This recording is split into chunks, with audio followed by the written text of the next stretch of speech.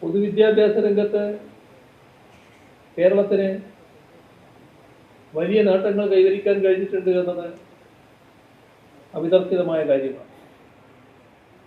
എന്നാൽ ചില വിഷയങ്ങളിൽ ഇപ്പോഴും നമ്മുടെ പ്രകടനം പിന്നിലാണ് എന്നത് നാം കാണേണ്ടതായിട്ട്, പ്രത്യേകിച്ച് ശാസ്ത്ര വിഷയങ്ങൾ.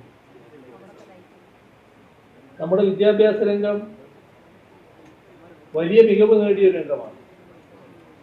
പക്ഷേ ലോകോത്തരമെന്ന് ചൂണ്ടിക്കാട്ടാൻ കഴിയും വിധമുള്ള ശാസ്ത്ര പ്രതിഭകളെ നമുക്ക് വാർത്തെടുക്കാൻ കഴിയുന്നില്ല. ഇത് സ്വയംവിമർശനപരമായി സർക്കാർ തന്നെ വിലയിരുത്തുന്ന കാര്യമാണ്. തീർച്ചയായും അധ്യാപകരും അത് പരിശോധിക്കേണ്ട കാര്യമാണ്. പല പഠനങ്ങളും സൂചിപ്പിക്കുന്നത് ഗണിതശാസ്ത്ര മേഖലയിൽ നമ്മുടെ പ്രകടനം മികവുറ്റതല്ല എന്നതാണ്. അതിനെ ഏറ്റവും മികച്ച രീതിയിലേക്കാക്കാനുള്ള പ്രവർത്തനങ്ങൾ ഏറ്റെടുക്കുന്നതിന് കഴിയും.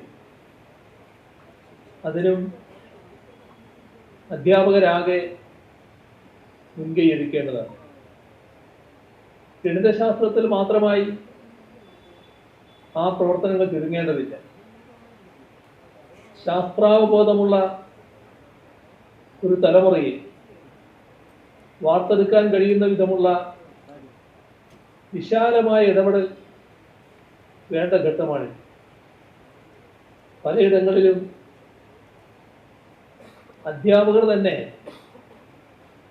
അന്ധവിശ്വാസങ്ങളുടെ പ്രചാരകരും വിവേചനങ്ങളുടെ പ്രയോക്താക്കളുമായി മാറുന്നു. അവരെ കണ്ടെത്താൻ, തിരുത്താൻ പുരോഗമന ആഭിമുഖ്യമുള്ള അധ്യാപക സംഘടനകൾ തയ്യാറാകും. അങ്ങനെ ശാസ്ത്രാവബോധവും ശാസ്ത്ര വിഷയങ്ങളിൽ മിടുക്കുമുള്ള ഒരു തലമുറയെ വാർത്തെടുക്കണം.